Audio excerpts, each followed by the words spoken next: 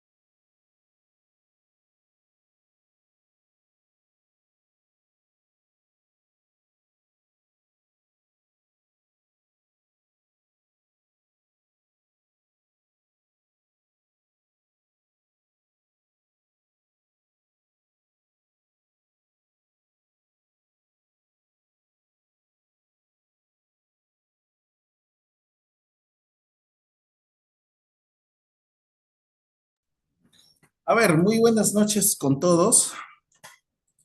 Muy buenas noches con todos. Déjenme por aquí cambiar de mi nombre. Es un gusto para mí volver a estar con ustedes después de algunas semanas. Eh, bueno, ya prácticamente casi un mes, ¿verdad? ¿Cuándo fue la última vez que tuvimos sesión? Fue, a ver, sí, la memoria no me falla. Hace algunas semanas atrás. Creo que han tenido el módulo de instrumentos financieros. Es así, es un módulo bastante completo, la verdad, con muchas horas. De aquí, a ver, tenemos el siguiente módulo que da inicio conmigo y nos volvemos a reencontrar el día viernes.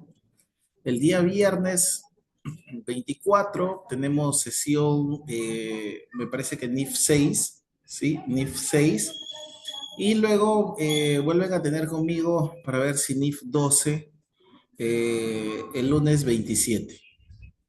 Y allí ya termina con mi participación en este módulo y creo que por ahí tengo algunas sesiones más en agosto. Parece que por ahí algunas sesiones más. A ver, si lo que pasa es que en mi calendario tengo varias actividades académicas, pero en mi calendario no he marcado en realidad qué fechas tengo en el colegio, pero sé que aquí nos volvemos a reencontrar nuevamente en agosto.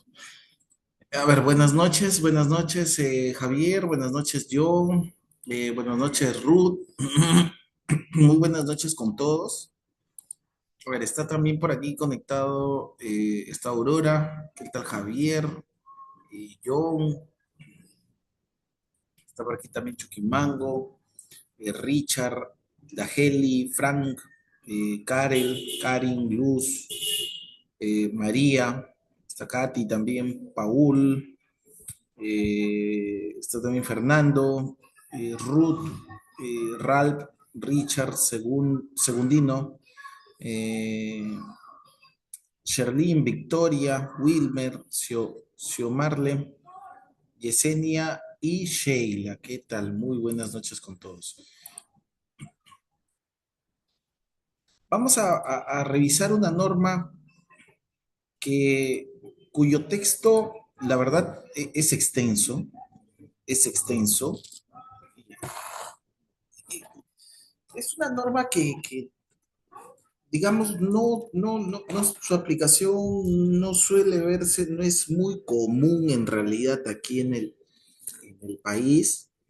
La forma más usual, más común de materializarse esta norma, comúnmente aquí en el Perú, básicamente, y al menos las que yo he podido ver, son los famosos stock auction, ¿no?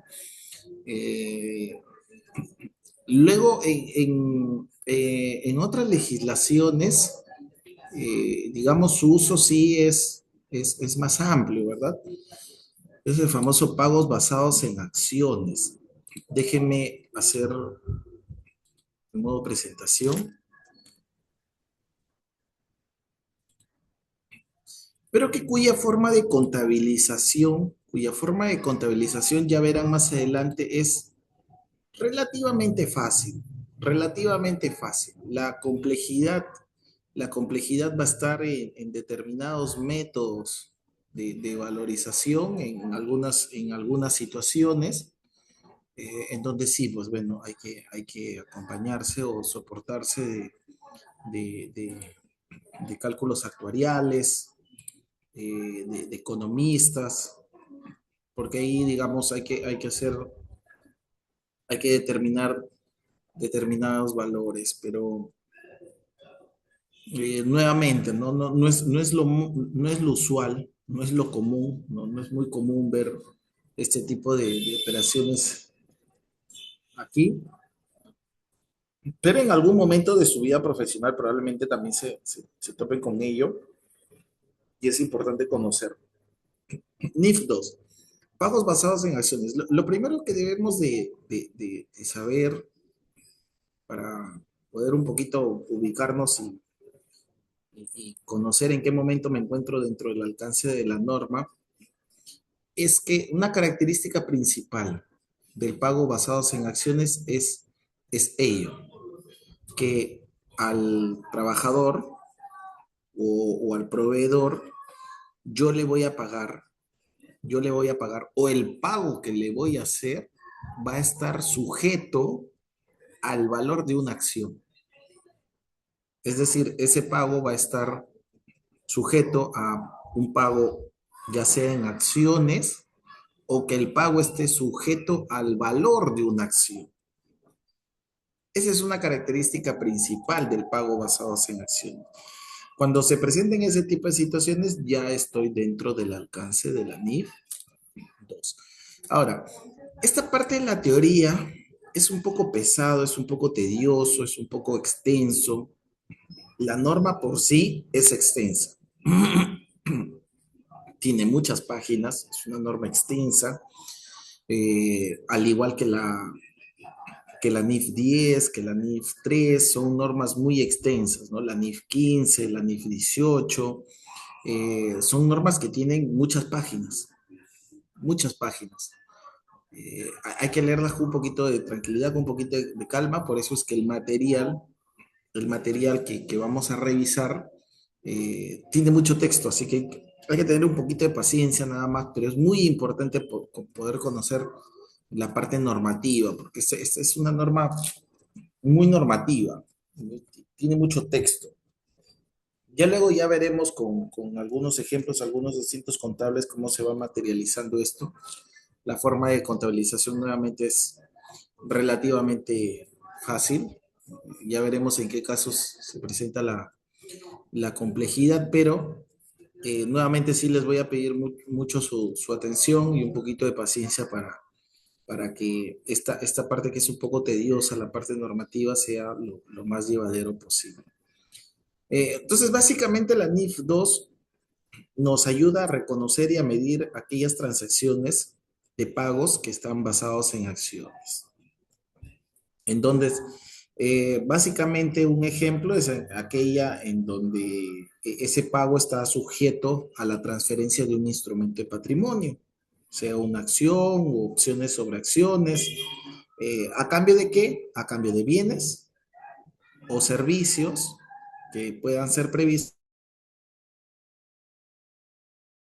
por los empleados o terceros. Si yo tengo, evidentemente que en el caso de empleados, ¿verdad? Lo que yo recibo de ellos son servicios. Si yo recibo de un tercero, yo puedo recibir de repente bienes, capital de trabajo, puedo recibir activo fijo, inventarios, ¿verdad? Pero cuyo pago nuevamente va a estar dado a través de instrumentos de patrimonios o, o el pago, el valor del pago va a estar sujeto o el pago va a estar sujeto al valor de una acción o al valor de la acción. Ojo que aquí yo también le puedo pagar también con el valor de la acción de otra acción del grupo, ¿eh? De otra compañía del grupo. Bien, también, o sea, hay casos, acá la norma lo prevé. La NIF 2 aplica a todos los tipos de transacción de pagos basados en acciones, excepto cuando otra norma internacional sea más específica en el tratamiento de la transacción. Por ejemplo, instrumentos de patrimonios que son emitidos por una entidad a cambio del control de un negocio. Eso evidentemente está fuera del alcance de esta norma y más bien tengo que seguir yo los requerimientos de la NIF 3. A ver, el reconocimiento. Para efectos contables, estos pagos basados en acciones se reconocen de la siguiente manera. Yo tengo un gasto en resultado cuando los bienes son obtenidos o cuando los servicios son recibidos. Ese es en principio la forma de reconocimiento, ¿no? En el caso de pagos basados en acciones relacionados a servicios, los gastos se reconocen en el periodo de consolidación en el que los servicios son recibidos, ¿no? Yo te voy a tener un patrimonio, aumento cuando se realiza la liquidación mediante instrumentos de patrimonio. La NIF 2 no especifica bajo qué concepto en el patrimonio. O sea, es decir, yo puedo utilizar algunas cuentas puente, digamos, ahí en patrimonio, pero en específico no me dice en qué línea del patrimonio va. Está bien, vamos a ver más adelante algunos ejemplos, ¿no? y el pasivo relacionado cuando se realiza la liquidación en efectivo. Entonces yo en principio, en el momento inicial, yo voy a tener ese reconocimiento del gasto en resultados, cuando conforme yo voy recibiendo los servicios, y en el momento en que se paga, cuando ya se realice la liquidación, eh, mediante los instrumentos de patrimonio, ¿verdad? Yo reconozco el efecto en patrimonio y el pasivo cuando se realiza y el efecto en el pasivo cuando se realiza la liquidación en efectivo. Ahora, dentro de la norma, la norma prevé tres tipos de transacciones que están cubiertas por la NIF 2. Transacciones de pagos basados en acciones que se liquidan con instrumentos de patrimonio. Acá, digamos, es bastante claro. Es una transacción de pago basada en acciones que se liquida con instrumentos de patrimonio. Ya veremos en breve cómo se contabiliza. Transacciones de pagos basados en acciones que se liquidan en efectivo y transacciones de pagos basados en acciones que se liquidan en efectivo o mediante la emisión de instrumentos de patrimonio. Y aquí vamos a tener dos subcategorías, en donde vamos a tener aquí las situaciones en donde quién tiene el poder de determinar al final cómo se liquida. ¿Quién es el que decide? ¿Es la compañía? ¿Es el tercero? ¿Es el empleado? Pues va a depender de ello.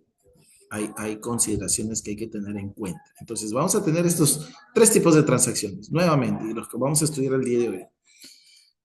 Una transacción de pago basada en acciones que se liquidan con instrumentos de patrimonio, súper clarísimo.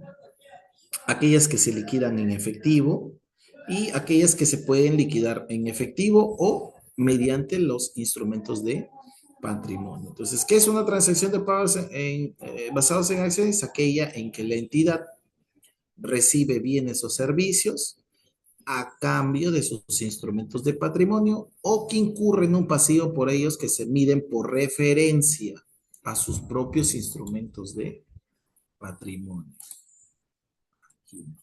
Es decir, el pago va a estar sujeto al valor de la acción. En ese tipo de situaciones, yo voy a estar dentro del alcance de la norma. Ahora, voy a ir un momento a este punto porque hay algunos conceptos que los vamos a ir viendo uno a uno, pero ya quisiera desde ahora que los vayan asimilando porque la norma los menciona mucho estos conceptos. ¿Cuáles son esos términos? La fecha de concesión, que en la versión en inglés se lo conoce como el grant date, el periodo de consolidación, que es el vesting period, que está conformado por la fecha de inicio del servicio y la fecha de consolidación. Estos conceptos desarrolla la norma en extenso. Y las condiciones de consolidación, los vesting conditions. Pueden darse de tres tipos esas condiciones. Hay condiciones de consolidación de servicio, de desempeño o de mercado. Ya veremos en qué consiste cada una de ellas. Y luego va a haber el concepto de condiciones revocables y las restricciones posteriores a la consolidación. Todos estos términos, la norma los cita mucho, mucho, mucho. Los vamos a encontrar durante la lectura de toda la norma. La fecha de concesión, el periodo de consolidación, las condiciones de consolidación, las condiciones revocables, las restricciones posteriores a la consolidación. Si queremos ver esto en una línea de tiempo, si queremos ver estos conceptos en una línea de tiempo y vayan, digamos, tómenle un print, un pantallazo si desean para que recurran siempre a esta línea de tiempo para que puedan ubicarse también dentro de los conceptos que vamos a ir desarrollando y que nuevamente se citan mucho en la norma. Entonces vamos a tener una fecha de comienzo del servicio en donde va a haber un plan detallado de las opciones anunciadas. Y luego vamos a tener un periodo de consolidación. o también llamado en algunas versiones, en algunas situaciones lo van a encontrar como el periodo de atribución. En algunas versiones de la norma lo van a encontrar como periodo de consolidación, en otras como periodo de atribución. ¿No? Durante este periodo se pueden dar estas condiciones, ¿no? Las condiciones que habíamos mencionado, condiciones de servicio, condiciones de desempeño y condiciones de mercado. Si se está viendo el Excel, por favor me confirman. ¿Se ve bien el Excel? Estoy proyectando el Excel. Ya, perfecto, perfecto. Ya, muy bien. Muy bien, entonces tenemos la fecha de comienzo, ¿verdad? En donde yo puedo haber una comunicación, ¿verdad? Formal, en donde yo le puedo decir al empleador, oye, bueno, al trabajador, le voy a decir, oye, ¿sabes qué? Yo te voy a pagar con acciones, ¿no? Puede haber un acuerdo para que parte de la remuneración sean acciones. Entonces hay un plan detallado que se comunica, ¿no? Ahora, pero la fecha de comienzo es distinta a la fecha de concesión. La fecha de concesión es la fecha en donde el accionista autoriza el plan, porque no basta con sencillamente comunicarlo, ¿no? Tiene que, oye, se van a emitir acciones, ¿no? O sea, evidentemente tiene que haber un acuerdo de accionistas para que esto se dé, ¿no? Porque vas a emitir acciones. Entonces veamos aquí que hay fechas, ¿no? La fecha de concesión es el grant date, el periodo de consolidación, y yo recalco aquí estos dos puntos, estos dos hitos, porque son distintos. Son distintos. Uno es la fecha de comienzo del servicio, porque entre que se anuncia el plan y se dan los servicios, a la fecha de concesión puede pasar tiempo.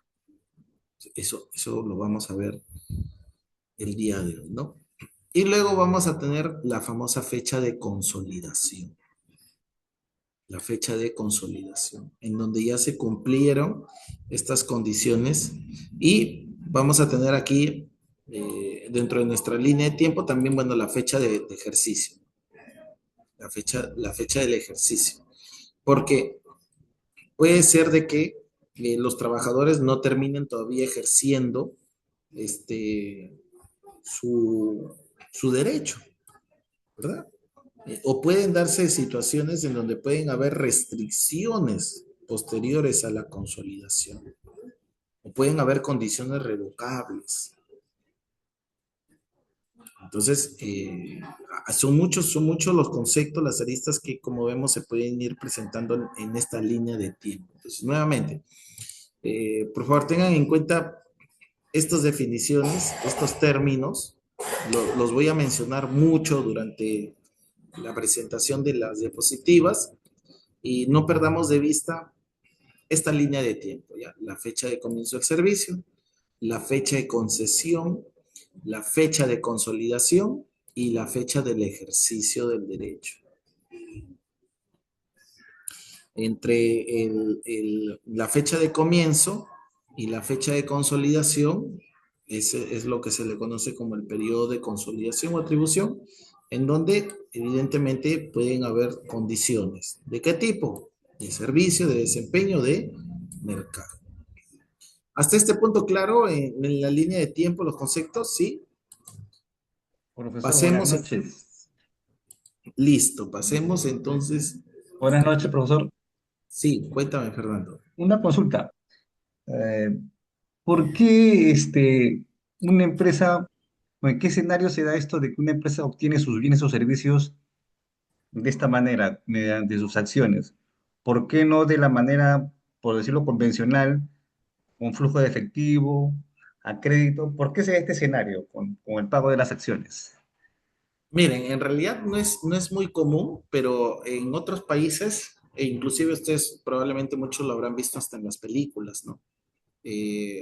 ¿Por qué lo haría una compañía? Para también incentivar al trabajador, ¿verdad? Porque el trabajador así se está haciendo también, digamos, una forma de compromiso con la institución, porque si al negocio, a la compañía le va bien, el valor de sus acciones también van a subir, ¿verdad? Y evidentemente, este se ven beneficiados con ellos, ¿no? En otros países es bastante común, trabajadores de Google, de Meta, de Apple, que ellos reciben parte de sus, de sus remuneraciones o como beneficios también acciones, ¿verdad? Y No es muy evidentemente, frecuente. ¿quién no quiere recibir pues acciones de Apple, ¿no? O de Meta, Pero, ¿no? Google, ¿no? pero, O pero sea, que digo, esto no es muy frecuente, es de vez en cuando, o sea, no no, es muy... aquí no, aquí no, pero No, sí, acá en lo que otros comúnmente países, siempre se encuentra son los famosos stock option, ¿no? Es decir, o sea, que normalmente se le da a las altas gerencias, ¿no? Gerentes generales, con compañías, digamos, importantes, o compañías, por ejemplo, del sector minero, ¿no? En donde al gerente general, pues, una parte de sus remuneraciones, para incentivar al gerente general también se le da acciones, ¿no? Los famosos stock options, las opciones, ¿no? Para adquirir también acciones. o sea, no Eh, es por falta de es lo más liquidez. común, es lo más común, es lo que, sí, sí, eso sí se presenta, se da mucho, lo he visto en gerencias generales, principalmente, para, digamos, comprometer a la gerencia también con el desempeño, ¿no? De Y la con los compañía. proveedores también. Con proveedores también, pero digamos nuevamente, ¿no? No es muy común, no es muy usual, pero en otras legislaciones, en otros países, es sumamente común este tipo de situación, sumamente común, Y bastante común. de forma frecuente es así, o sea, Ya depende de en el cada compañía, periodo, ¿no? No sé si ustedes recuerdan, hay por ahí en YouTube, la historia, si no me equivoco, es de Bimbo. Este trabajador empieza a recibir acciones de, o sea, el beneficio era, bueno, que parte de sus pagos, digamos, estaba en las acciones, ¿no? Y este trabajador empezó a recibir bastantes acciones y al final terminó adquiriendo la compañía, ¿no? Porque adquirió, digamos, buena parte, trabajó muchos años, al final a la empresa le vinieron algunos problemas, no pudo salir adelante y él se quedó con la compañía, ¿no? No recuerdo bien si es Bimbo, pero el caso es mexicano.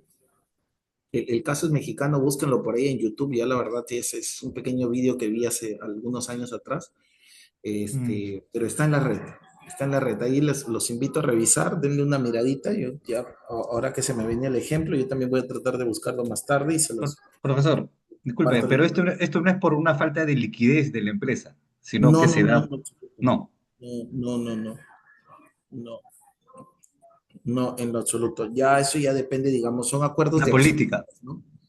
Son acuerdos de accionistas, ¿no? Para, digamos, comprometer más como ustedes saben, pues hay gerencias generales, este, son difíciles de conseguir, digamos, para determinados sectores, un perfil digamos, de gerente general, ¿no? Entonces, para incentivarlo, ¿no? O imagínense, ¿no? Yo quiero traerme al gerente general de otra compañía, ¿no? A un top. Entonces, ¿cómo hago? De repente, para incentivarlo mucho más aún, además de su remuneración, pues Mm, bueno, te doy acciones también, ¿no? Y el gerente general de repente viene con una idea, una perspectiva de, oye, yo voy a hacer crecer el negocio, entonces el valor de las acciones van a subir bajo mi gestión y yo, bueno, ya pues, yo también me beneficio, ¿no? Entonces es una sinergia, ¿no? Allí. Pero nuevamente, lo más común que se ve son los famosos stock options, ¿no? Son las opciones, que vamos a ver más adelante cómo se contabilizan, ¿no? Pues, que es este primer grupo, ¿no? Transacción de pagos basados que se liquidan con instrumentos de patrimonio, ¿no? O pueden estar acá, que se pueden liquidar en efectivo mediante un instrumento de patrimonio. Va a depender mucho de quién es el que decide. Pero eso ya lo desarrollaremos más adelante, ¿no? ¿Alguna otra consulta además? Muy bien, gracias correcto, por gracias. la intervención. ¿Alguna consulta adicional? Ya con eso vamos continuando entonces, vamos entrando ya en materia. Vamos a ver, vamos a ir desarrollando estos tres tipos de situaciones y cómo se contabilizan cuando tenemos un pago basados en acciones liquidadas mediante instrumentos de patrimonio. Básicamente son aquellas en donde la entidad emite instrumentos de patrimonio, ¿no? Emite acciones u opciones sobre acciones, ¿no? Famosos stock options, a cambio de recibir bienes o servicios. Luego tenemos este otro segundo grupo, aquellos que son liquidadas en efectivo, como su propio nombre lo indica, son aquellas en donde, digamos, lo que yo le voy a pagar va a estar en base al precio de la acción de la entidad, ¿no? En base al precio de la acción de la entidad. Y luego vamos a tener aquel grupo en donde, bueno, tenemos esa opción de se puede pagar en efectivo o instrumentos. Son aquellas en las que la entidad o el proveedor de bienes o servicios tiene la opción de elegir la forma de pago. Ya sea la entidad o el proveedor es quien tiene la opción de elegir la forma de pago. En base entre el efectivo, con base en el precio de la acción, o acciones de la entidad por emitir. Veamos el primer grupo, ¿ya? Veamos este primer grupo, aquellas transacciones con pagos basados en acciones liquidadas mediante instrumentos de patrimonio. Cubre los servicios de empleados y proveedores recibidos a cambio de la emisión de instrumentos de patrimonio, es decir, acciones. El tratamiento contable básicamente es similar a otras emisiones de acciones, ¿verdad? Liquido el pasivo contra patrimonio. La entidad medirá los bienes o servicios recibidos, así como el correspondiente incremento en el patrimonio, directamente al valor razonable de los bienes o servicios recibidos. A menos que dicho valor razonable no pueda ser estimado con fiabilidad, ¿no? Para empleados y terceros que suministren servicios similares, la entidad determinará el valor razonable de los servicios recibidos por referencia al valor razonable de los instrumentos de patrimonio concedido, ¿no? En el caso de trabajadores, ¿verdad? Es relativamente, digamos, sencillo determinar ese valor, ¿no? Porque es básicamente yo ya tengo un acuerdo contractual con el trabajador de cuánto, digamos, le voy a remunerar por, por sus servicios. Ahí no hay, digamos, mayor complejidad. Un ejemplo, un empleado recibe una promesa de una prima en efectivo con base en el movimiento futuro del precio de la acción de la entidad. Ya por ahí ya nos va dando una señal, ¿no? Con base en el movimiento futuro del precio de la acción de la entidad. Pues la entidad medirá los bienes y servicios adquiridos y el pasivo en el que haya incurrido el valor razonable del pasivo. Entonces, en el momento inicial que vamos a ir teniendo el gasto de vengado, producto del bien o servicio que he recibido. ¿Contra qué? ¿Contra qué partida? Contra un pasivo, ¿no? Contra un pasivo que se va a ir incurriendo al valor razonable del pasivo. Entonces, hasta que ese pasivo se liquide, la entidad volverá a medir el valor razonable del pasivo al final de cada periodo sobre el que se informa, así como la fecha de liquidación. Cualquier cambio en el valor razonable se reconoce en el resultado del periodo, ¿no? ¿Por qué? Porque yo no le voy a pagar con acciones, ¿no? En el primer supuesto yo sí le iba a pagar con acciones, pero aquí en el segundo, en el segundo supuesto, yo no le voy a pagar con acciones, sino con efectivo. Y ese efectivo, ¿a qué va a estar sujeto? Al valor futuro que tenga el precio de la acción. Entonces voy a ir yo registrando el pasivo, pero voy a tener que volver a reevaluar ese pasivo al momento que se liquide, ¿no? A volver a medir el valor racional del pasivo al final de cada periodo sobre el que se informa, así como en la fecha de liquidación, ¿no? Cualquier cambio en el valor razonable se reconoce en el resultado del periodo. A ver, y luego tenemos este tercer grupo de transacciones que se liquidan en efectivo o en instrumentos de patrimonio. Se presentan cuando una entidad o el empleado, denme un segundito por favor.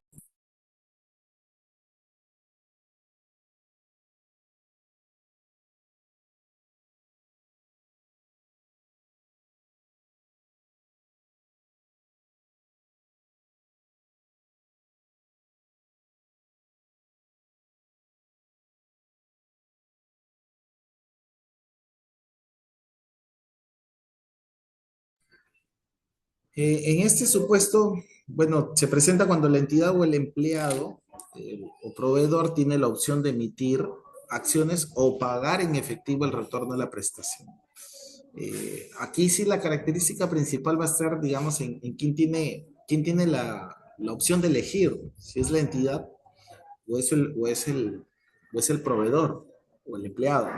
La entidad de reconocer un pasivo si se determina que ésta tiene la obligación de pagar en efectivo. Si se paga a través de la emisión de acciones, el pasivo debe ser transferido al patrimonio. ¿Qué más tenemos por aquí? Muy bien. Entonces tenemos aquí estas dos opciones, ¿no? Cuando la entidad tiene la opción de elegir, cuando es la entidad la que tiene la opción de elegir, si elige liquidar en efectivo, se incrementa el pasivo a lo largo del periodo de consolidación, se remite a cada cierre, y si elige liquidar en instrumentos de patrimonio, se incrementa el patrimonio congelado a la fecha de concesión. Entonces ahí, digamos, va a depender al final de la entidad es que decide, ¿no? Si decide al final pagar en efectivo o al final decide pagar con instrumentos de patrimonio. Sigue un poco la lógica de la contabilización que habíamos visto previamente, ¿no? Pero cuando la opción la tiene el tenedor, cuando la opción lo tiene el tenedor, aquí vamos a tener un híbrido, ¿no? Se trata de un instrumento financiero compuesto. Vamos a tener una porción de deuda que se determina por el valor razonable cada cierre y al momento del pago final, y la porción de patrimonio se determina por la diferencia entre el valor razonable de los servicios recibidos y el valor razonable de la opción de liquidar en efectivo. ¿En cuál situación vamos a tener mayor complejidad? Evidentemente en la segunda. Evidentemente en la segunda. Algunas consideraciones para saber, oye, al final, la gerencia no tiene muy claro cómo va a terminar liquidando la opción. Bueno, ahí hay que recurrir, bueno, digamos, un poquito a cuáles son los temas de la política, de repente cuál ha sido el ánimo de la Junta, de repente ver si han habido situaciones anteriores y en esas situaciones anteriores cómo se ha terminado liquidando. Entonces hay que recurrir a otros factores para tener una luz, ¿no? Hacia el final en cómo va a terminarse liquidando este tipo, cuando la entidad tiene la opción.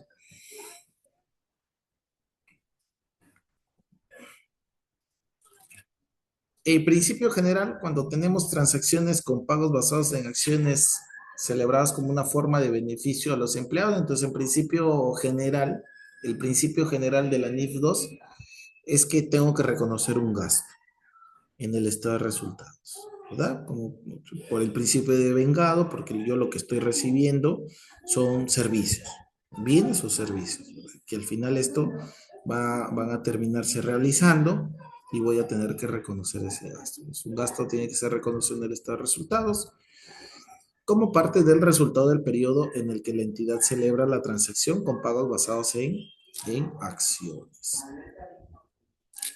Bueno, aquí algunos ejemplos, vamos a complementar con algunos ejemplos adicionales que les he traído, pero forma parte del material también de CAEO. Por ejemplo, el valor reconocido de las opciones sobre acciones otorgadas a cambio de los servicios a los empleados se basa en el número de opciones a las que el empleado tendrá derecho finalmente. Más o menos un poco cómo vamos a ir contabilizando esto. Yo tengo que primero saber o conocer cómo es el número de opciones que se consolidan, es decir, se hacen irrevocables, el periodo de consolidación, ya vamos a entrar en breve en eso. Se hace una estimación inicial del número de opciones sobre acciones que se consolidará o será irrevocable y luego se modifica anualmente en concordancia con la información posterior. Claro, porque recuerden que el periodo de consolidación puede durar en algunos casos años, ¿no? Años. O sea, puede haber un trabajador que puede estar o una gerencia que puede estar 3 años, 4 años, 5 años, un gerente general, ¿no? Evidentemente, cada año yo tengo que ir viendo si se van cumpliendo las condiciones de consolidación. Ya vamos a entrar en breve a eso.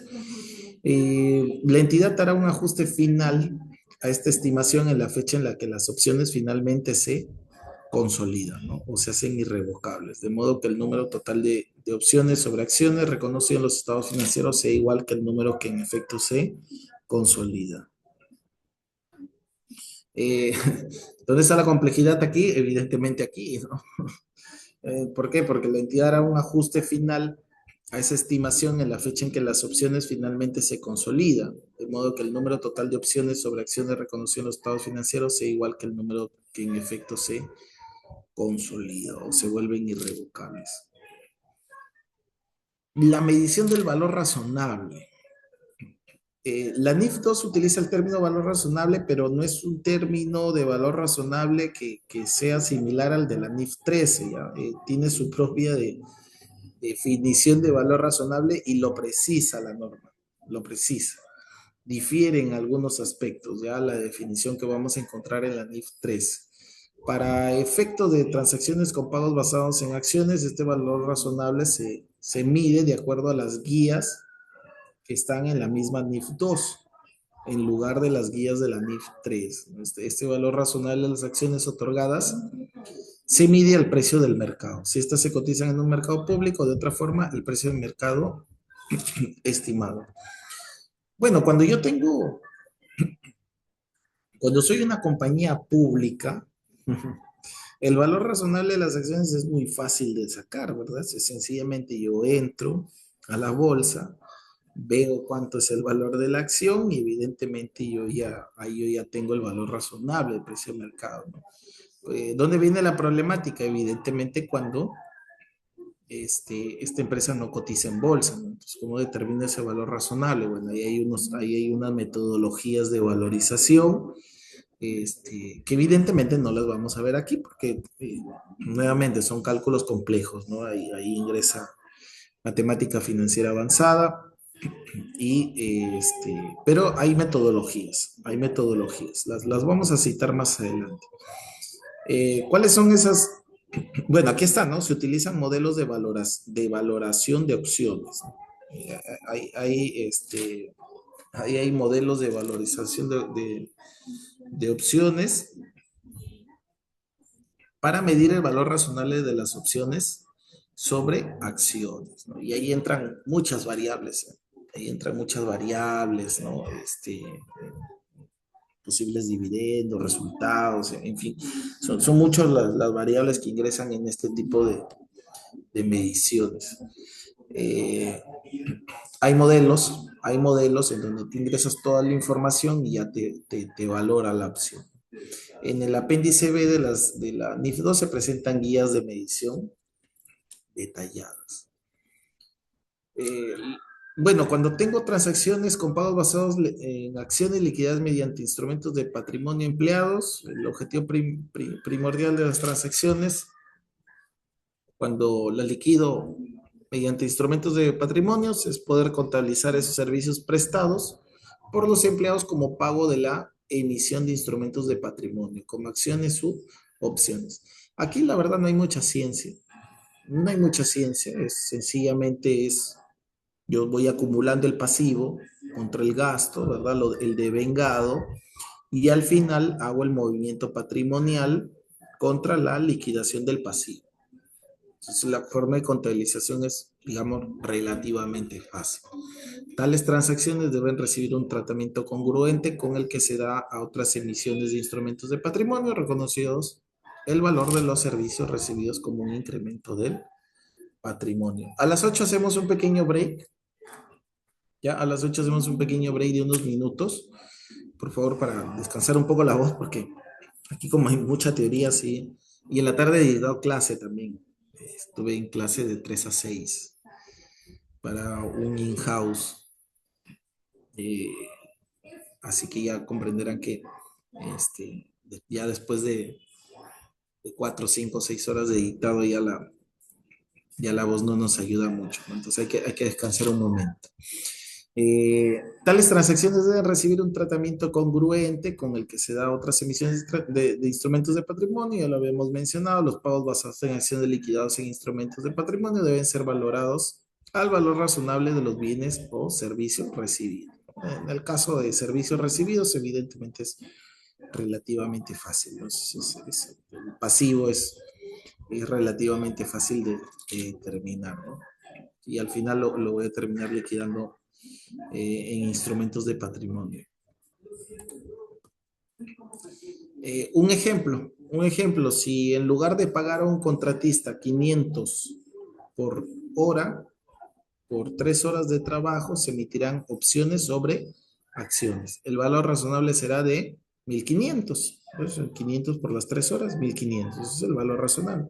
Sin embargo, normalmente no es posible establecer el valor de los servicios específicos recibidos de un empleado a cambio de, digamos, la concesión de una opción sobre acciones. Y por consiguiente, en su lugar se utiliza el valor razonable de la opción concedida. La concesión de una opción es el otorgamiento de un derecho o una opción sobre acciones. El valor razonable de la opción sobre acciones debe medirse en la fecha de la concesión. Muy importante, acá ya tenemos el primer término, ¿no? La fecha de concesión. Esta es la fecha en que el empleado y el empleador celebran el acuerdo del pago basados en acciones. La fecha de concesión recordemos, es distinta a la fecha del comienzo del servicio. Porque yo puedo comunicar, yo puedo tener un plan con los trabajadores, todo muy bien, pero de repente todavía se termina materializando en la junta de accionistas. Yo comunico en octubre y la junta se lleva a cabo todavía en marzo. Entonces, hay que tener en cuenta esas fechas, ¿no? La fecha de concesión. Entonces, ¿por qué? Porque es en esa fecha en donde yo tengo que medir el valor razonable de la opción sobre acciones.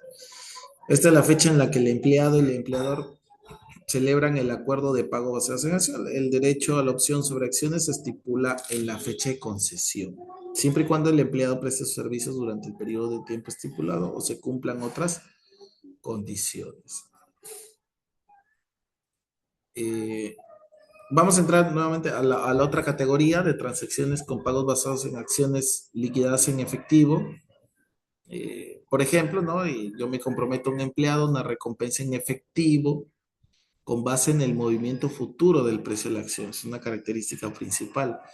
En tal caso, ya estoy dentro del alcance de la NIF 2. En tal caso, los servicios prestados por el empleado a la entidad y el pasivo corresponden en el que se haya incurrido, se deben medir al valor razonable del pasivo. La entidad debe medir nuevamente el pasivo en cada fecha sobre la que se informa y en la fecha en la que el pasivo es cancelado. Estos cambios en el pasivo se reconocen directamente en resultados. Los servicios recibidos por la entidad y el pasivo por pagar por el servicio se reconocen a medida que el empleado presta sus servicios. Eso es un poquito repetitivo lo que ya habíamos mencionado. Bueno, este es el tercer supuesto, en realidad también ya lo habíamos mencionado. Creo que esto lo voy a pasar. Básicamente aquí va a depender de quién tiene la opción, ¿no? Cuando es la entidad la que tiene la opción de emitir acciones o pagar efectivo a cambio de los servicios prestados por los empleados, se tiene que reconocer un pasivo si determina que tiene la obligación de cancelar el pasivo en efectivo.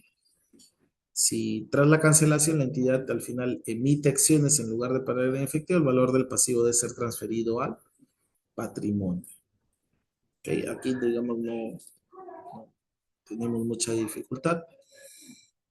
Esto de modificaciones a la NIF 2 ya en realidad es un poquito antiguo, ¿no? La verdad no me voy a detener aquí. Y las condiciones para la irrevocabilidad de la concesión, ¿no? Que es el famoso periodo de consolidación, ¿no? Durante el periodo de consolidación pueden darse situaciones o determinadas condiciones que tiene que cumplir. Por ejemplo, el trabajador puede estar entonces supeditado a esas condiciones. Qué sé yo, de repente yo le digo, muy bien, gerente general, yo te doy, ¿verdad? Vas a tener derecho también a las acciones, pero siempre y cuando te quedes trabajando aquí 5 años, ¿verdad? Si te vas en el año 4, te vas en el año 3, no te doy las acciones. ¿verdad? ¿De qué tipo sería esa condición? ¿No? Miren, tenemos acá, recordemos que tenemos tres tipos de condiciones, ¿no? Teníamos las condiciones de servicio, de desempeño y de mercado. Los voy a anotar acá en el chat. De servicio, de mercado y las de desempeño. Desempeño. Aquí estaríamos en un ejemplo de una condición de servicio. De servicio. ¿Cuál es? Que se tiene que quedar trabajando un determinado tiempo de año. Las condiciones para la irrevocabilidad de la concesión se dividen en condiciones de servicio, es decir, a la exigencia de prestación de servicios durante un periodo determinado, y tenemos también las condiciones de rendimiento, ¿no? Que exigen que la contraparte cumpla con una condición de servicio. Pueden ser explícitas o implícitas y alcance un objetivo de rendimiento. Qué sé yo, que los ingresos aumenten, ¿no? Año a año un 3%, que esté sujeto a, qué sé yo, que se logre un EBITDA de tanto, ¿no? En fin, entre otros, ¿no? Entre otro tipo de condiciones. Los objetivos de rendimiento pueden incluir el precio de la acción propia de la entidad o el precio de la acción de otra entidad del grupo. Imagínense, ¿no? O sea, también, ¿no? Hacer que la compañía, ¿no? Yo le digo al gerente general, muy bien, el objetivo de rendimiento es que la acción ahorita está en 30, que llegue a 40. Fernando, pero ¿y cómo es eso de que llegue 30 a 40? Claro, porque tiene que generar valor, no tiene que generar valor. O sea, yo le puedo poner esa condición al gerente general. Oye, ven acá, la compañía genera valor y evidentemente esa generación de valor se va a ver traducida en el rendimiento del precio de la acción. ¿No? Tenemos ejemplos, tenemos muchísimos, ¿no? Muchísimos, ¿no? Se ve mucho también en las películas, ¿verdad? Lo vemos también con estas personas, como Elon Musk, ¿no? Estas personas que, digamos, a donde vayan, inmediatamente generan un valor en esas compañías, ¿no? Y eso pues evidentemente se traduce en el precio de la acción, entre otros profesionales. Eh, bueno, aquí un ejemplo de consolidación. Una empresa concedió opciones a sus empleados con un valor razonable de 300,000 y realizó las siguientes estimaciones relacionadas con condiciones de servicio. Condiciones de servicio, no de mercado, son de servicio. Estimó a la fecha de concesión el porcentaje de empleados que dejarían la empresa antes de la finalización del tercer año del periodo de consolidación, 10%. Se mantiene la expectativa de la empresa al final del año 1. Claro, porque en el transcurso del año puede haber personas que no cumplan con las condiciones de servicio, es decir, se vayan, ¿verdad? Se vayan, se terminen yendo, no. Este, entonces, hay que hacer algunas estimaciones, hay que hacer algunas estimaciones, con la fecha de la concesión del porcentaje, estiman que dejarían la empresa un 10%. Se mantiene esa expectativa de la empresa al final del año 1. En el segundo año se revisa esa estimación y se llega a la conclusión de que los empleados que dejarían a la empresa antes de la finalización del tercer año del periodo de consolidación es el 5%. Al final, el porcentaje real de empleados que dejaron la empresa antes del tercer año fue del 6%. Entonces, por cada año yo tengo que ir, digamos, ir evaluando esas condiciones y evidentemente yo tengo acá de los 300,000, que es el valor razonable de esas opciones. Yo multiplico, ¿verdad? Aquí están los 300,000 por el 90%, por un tercio, ¿no? Porque eso se va a cumplir en 3 años, por un tercio, que yo estimo que al final se vayan el 10%, entonces yo voy a tener que cumplir con un 90%. Y 1/3 porque evidentemente todavía me quedan 2 años por delante, que estamos en el año 1. Por cada año el efecto será el siguiente. En el año 2, el gasto acumulado al final del año 2 es de 190,000. ¿Cómo llego a esa conclusión? Son los 300,000 por mi nueva estimación. Yo estimaba que se iban a ir este, eh, el 10%. Al final hago unos ajustes, ¿verdad? Y veo, oye, no, en realidad se van a ir solamente el 5%, ¿no? Entonces ahí vuelvo a actualizar. Por 2/3. Debido a un cambio en las estimaciones contables del porcentaje de empleados que dejaría la empresa, se reconoció un gasto de 100,000 en el periodo. Eh, Al final del año 3, ahora uno podría decir, Fernando, pero ¿por qué 100,000? Bueno, porque yo ya devengué en el año 1 90, ¿no? Recordemos. Aquí hablamos de gasto acumulado, el gasto acumulado al final del año 2. Si yo ya reconocí 90 en el año 1, cuando falta, ahí está, lo sé. Al final del año 3, el porcentaje que se terminó yendo fue en realidad el 6%. Entonces el 94% de las acciones fueron consolidadas. Entonces el gasto acumulado es de 282,000, ¿no? Los 300,000 por 94%.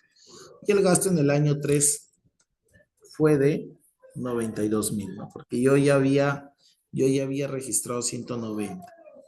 Para llegar a los 282, ahí están los 92 en el periodo. ¿Cuál es el efecto contable? Básicamente, yo voy a ir teniendo en resultados año a año, ¿no? Y yo tengo el débito, es decir, los 90,000 que van a ir vamos a resultados contra qué, contra pasivo, ¿no? Y ya cuando se liquida el pasivo, aquí evidentemente el asiento contable de la liquidación del pasivo ya se obvió, está yendo directamente ya al patrimonio, porque esto ya se liquidó, y se va a ir registrando de esa manera, ¿no? Se va a ir registrando de esa manera. Entonces, después de la fecha de consolidación, el año 3, no se realizan ajustes al importe reconocido por los servicios, que son los 282. Ahí está. En el caso de estas opciones, no se realizan ajustes, aun si las opciones no son nunca ejercitadas, ¿no? Porque, claro, de ahí recordemos nuestra línea de tiempo. Tenemos aquí la fecha de consolidación, pero es distinto a la fecha del ejercicio, porque el trabajador de repente puede seguir trabajando allí en la compañía, puede quedar unos años más, no decide ejercerlo ahí, de repente decide ejercerlo más adelante. Entonces, digamos, al reconocimiento del gasto, eso ya no se mueve. En el caso de estas opciones, no se realiza ajustes, aun si las opciones no son nunca ejercitadas.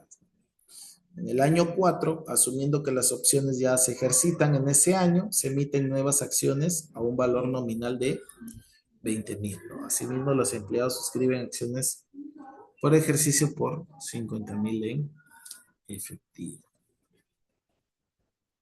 Es aquí en el momento del ejercicio en donde yo ya emito las acciones, porque recuerden que hasta este punto yo estoy llevando el control en una cuenta patrimonial. La norma no te dice en qué cuenta. La norma no te menciona, no te dice en qué línea, o con qué nombre, o bajo qué concepto, ¿no? Como si lo podríamos encontrar de repente, por ejemplo, en la NIC 16, ¿no? Que te dice, oye, esto va en un excedente de revaluación que se reconoce en patrimonio. Acá no, la norma no te menciona, realmente me dice que es a nivel de patrimonio y va a seguir. Ya una vez que ya esto ya se ejercite, las opciones se terminan ejercitando en ese año, se emiten ya las nuevas acciones. Se emiten ya las nuevas acciones.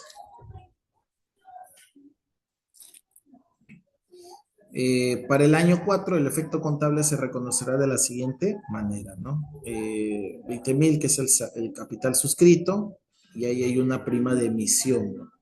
Por 262,000, que es que es una figura más que todo legal para darle mayor valor digamos, sin quitarle también tampoco a los accionistas su, digamos, el control de la compañía, ¿no? Ni su participación, ¿no? Entonces, hay un capital suscrito y el resto es prima de emisión, ¿no? La emisión de acciones en el año 5, ejercicio de las opciones, ahí están los 50.000 sobre los 50.000 de prima de emisión. Efectivo recibido en el ejercicio de las opciones. Aquí porque al final terminan vendiendo los trabajadores, ¿no? Se emiten nuevas acciones. Bueno, asimismo, los empleados suscriben acciones por ejercicio por 50.000 en efectivo. Ah, ok. Entiendo yo de aquí en este último párrafo que lo que están haciendo ellos le están vendiendo a la compañía, ¿no? Sus propias acciones, ¿no? Sí, ¿no? Hay una prima de emisión, capital, y está entre efectivo, ¿no? No me queda muy claro, pero entiendo que esa es la dinámica. Efectivo recibido en el ejercicio de las opciones. Lo están comprando ahí. No, la verdad no me queda muy claro, porque hasta aquí ya está cuadrado, ¿no? Emisión de acciones en el año 5. No, la verdad sí no me queda muy claro. En el año 4, asumiendo que las opciones se ejerciten en este año, se emiten nuevas acciones a un valor nominal de 20.000. Asimismo, los empleados suscriben acciones por ejercicio por 50.000 en efectivo. Bueno, o será parte ya de otro cuarto. Transacciones líquidas en efectivo, bienes y servicios son pagados por su importe basado en el valor de las acciones de la entidad. Nuevamente, característica principal, el importe está basado en el valor futuro de la acción. Eh, Profesor, se ha quedado su Excel ahí en reconocimiento inicial, no se ve lo que usted está hablando ahorita. estoy acá en la diapositiva, no sé si... Se ha quedado en su Excel, que dice reconocimiento inicial. Ya, perfecto, perfecto. Entonces, ¿en qué partecita del ejemplo nos quedamos? ¿O hasta qué parte se llegó a ver? Me parece. Hasta ahí creo que. ¿Sí? Ahí, A sí. ver, igual me confirman, igual, si no, para volverlo a repetir, no hay ningún, Sí, por favor, mejor sería no hay mejor. ningún problema. A ver, condiciones de servicio, etcétera. Ya. Sí, vamos a repetir el ejemplo. Vamos a repetir el ejemplo. Básicamente es un ejemplo en donde una empresa concede opciones a sus empleados por un valor razonable de 300.000 y realiza las siguientes estimaciones. Son condiciones de servicio, es decir, está sujeto a determinados años de trabajo en la compañía. Eh, y la compañía hace también sus estimaciones, ¿verdad? Digamos, al final, porque, es decir, digamos, de todos los trabajadores, probablemente no todos se queden, o no todos lleguen a los 3 años, probablemente algunos terminen renunciando en el camino. Bueno, y la compañía estima que al final un 10% de los trabajadores, bueno, se terminarán retirando. Para el año 2 ellos determinan, oye, en realidad, tal vez sea menos el número, ¿no? Tal vez sea el 5% los que terminen yéndose, ¿no? Al final del tercer año, el número real fue del 6%, los que terminaron, digamos, dejando la empresa, fue un 6%. ¿Qué hay que hacer año a año? Cuando tenemos las condiciones de consolidación, hay que ir midiendo año a año, ¿no? En el año 1 tenemos 90.000 de reconocimiento como gasto. ¿Cómo llego a eso? Pues los 300.000. Recordemos que ese valor razonable de los 300.000 viene de la opción que se le concede a los trabajadores.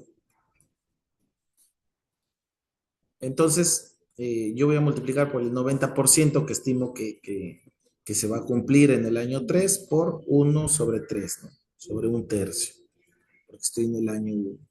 Para el año 2, este porcentaje baja a un 5%. Muy bien, entonces vuelvo a actualizar el cálculo. Son los 300.000 por 95% por 2/3, ¿no? Por los 2 tercios. Eh, ¿Cuánto tengo que yo reconocer como gasto? Ese año son solamente los 100,000. ¿Por qué? Porque el año pasado ya reconocí 90. Solamente me queda por reconocer 100,000. En el año 3, al final fue el 6% de los trabajadores que terminaron renunciando. Entonces el 94% fueron los que se consolidaron. Vuelvo a actualizar el cálculo final, ¿no? Los 300 por 94 por 3 sobre 3, ¿no? Que es 1. Y el gasto en el año 3 es de 92,000, que es la diferencia. ¿Por qué? Porque yo ya reconocí 190. La diferencia que me falta son los 92,000. Eh, ¿Cómo yo voy a ir contabilizando esta situación? Relativamente fácil. Voy a tener aquí en resultados, ¿verdad? ¿Por qué? Porque es lo de vengado, es el gasto de vengado que va contra resultados. ¿Contra qué? Contra una cuenta de patrimonio. Contra una cuenta de patrimonio. La norma no te especifica cómo se llama esa cuenta patrimonial, ni tampoco te dice en qué línea del patrimonio va. A diferencia de sí en otras normas contables en donde sí te indica, ¿no? Un ejemplo muy claro, el excedente de revaluación. La NIC 16 te especifica, va en otra línea del patrimonio como un excedente de revaluación. Y así se llama. Acá no te dice la norma, ¿no? Simplemente te dice es contra patrimonio. Entonces en el momento inicial voy a ir registrando este gasto contra qué? Contra el patrimonio. Hasta aquí yo todavía no liquido, ¿ah? No liquido, este, digamos, la opción, todavía no la ejercito. Después del año 3 no se realizan ajustes al importe reconocidos por los servicios. Después del año 3 no se realizan ajustes al importe reconocido por los servicios. Esto no se mueve, no se toca. En el caso de estas opciones no se realizan ajustes aun si las opciones no son nunca ejercitadas. ¿Eso qué quiere decir? Que siempre voy a tener esta cuenta puente o cuenta patrimonial allí hasta el día que se ejercite. Y si nunca la ejercitan, bueno, se quedará allí contra el gasto. Asumiendo que las opciones se ejercitan en este año, es decir, en el año 4, se emiten las nuevas acciones a un valor nominal de 20,000. El diferencial es una prima de emisión. Asimismo, los empleados suscriben acciones por el ejercicio por 50,000 en efectivo. Entiendo yo que este último párrafo, es decir, compran los empleados también acciones, no suscriben. Entonces, para el año 4 el efecto contable va a ser, yo tengo aquí, digamos, yo ya doy de baja esa cuenta patrimonial, aquí la extorsiono, que aquí, como ustedes ven, estaba aquí como un crédito, como un abono. Aquí ya doy de baja esto y ya pasa a ser con su nombre y apellido, ¿no? Capital suscritos 20,000 y los 262,000, la compañía emite una prima de emisión, ¿no? ¿Qué es una prima de emisión? Básicamente es una figura societaria que permite que no se diluya la acción digamos, de los otros accionistas, ¿no? Mediante esta prima de emisión no cambia, digamos, el valor de las acciones, ¿no? Este, de la inversión de los otros accionistas, si no, imagínense, pues, ¿no? Si no terminarían probablemente siendo dueños los trabajadores. Y luego, bueno, hay una emisión de acciones en el año 5, ¿no? Que es los 50,000 contra la prima de emisión, ¿no? Que entiendo yo, están comprando los trabajadores más acciones. Entonces, básicamente esa es la forma de contabilización. Vamos a continuar con esta parte después del break. Está bien, vamos a ir unos minutos, por favor, al break. Son las 8:16. Vamos 10 minutos y luego retornamos. ¿Está bien? ¿Está bien 10 minutos o vamos 15? Para aprovechar a tomar una taza de café, una pausa activa y luego ya regresamos para continuar con el segundo bloque de la de la clase. Los leo aquí en el chat. Los leo, los leo. Muy bien, Ruth. Ruth sugiere que sean Profesor, en 15 el minutos. horario dice hasta las 8:30 va a durar la clase. Algo así, Play. Mm, desconozco, ¿ah? ¿No son 3 horas? Sí, pues, por eso yo también me pregunto, porque en el horario decía eso al momento de ingresar al link. Ah, sí, sí, sí, sí, pero no, no, creo que ahí se han confundido. Solamente es para la habilitación de la reunión del Zoom, ¿no? Pero tenemos hasta las 10. Ah, ok, Sí, listo. sí, sí, sí, sí, sí. Muy bien, vamos 15 minutos entonces y regresamos. Está bien, vamos a aprovechar ahí para hagan su pausa activa, tomen un café, ¿no? Porque esta parte de la NIF 2 es bien pesada, es un poquito pesado porque hay mucha teoría.